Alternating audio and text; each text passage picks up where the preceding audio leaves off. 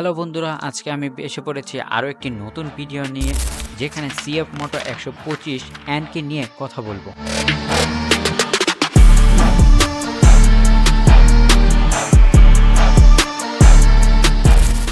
বাংলাদেশে রিসেন্টলি এই বাইকটি লঞ্চ হয়ে গিয়েছে, যার প্রাইস রাখা হয়েছে প্রায় 4 লাখের মতো, কিন্তু এটি শিওর নয়। আবার অনেকে বলছে যে এটি 2 লাখের ওপরে যাবে না, আবার অনেকে বলছে যে 2 লাখের নিচেই থাকবে। আপনার কি মতামত অবশ্যই কমেন্ট করবেন। আসুন এর ফিচার সম্পর্কে কিছুটা জেনে নিই।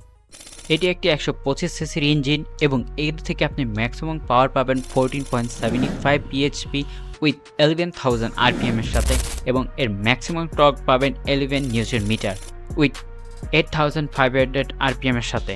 অ্যাপ্রক্সি এর মাইলেজ পেতে পারেন ইন সিটি 45-এর মতো, এবং হাইওয়েতে 50-এর কাছাকাছিও পেতে পারেন। এর সাথে আপনারা পাবেন 7 ডুয়েল চ্যানেল এবিএস, এবং যার টপ স্পিড থাকবে 110 অ্যাপ্রক্সি। এটি একটি 6 গিয়ারের গাড়ি, তাই অনায়াসে 120 থেকে 22 উঠে যেতে পারে, অনেকটা কেটিএম ডিউকের মতো। যদি এর দাম 2 লাখ টাকার নিচে হয় বা 1,80,000 থেকে 90-এর ভিতরে হয়, তাহলে রেইডারকে এক্সট্রিম 125 যেভাবে খেয়ে দিয়েছে, সেভাবে মার্কেট ক্যাচ আপ করে নেবে সিএফ মোটো 125 এনকে। আপনার কি মতামত অবশ্যই জানিয়ে যাবেন। অন্যদিকে এর লুকিং তো বেস্ট, আমার কাছে খুব ভালো লেগেছে লুকিং সম্পর্কে, অন্য কিছু আর বলার নেই।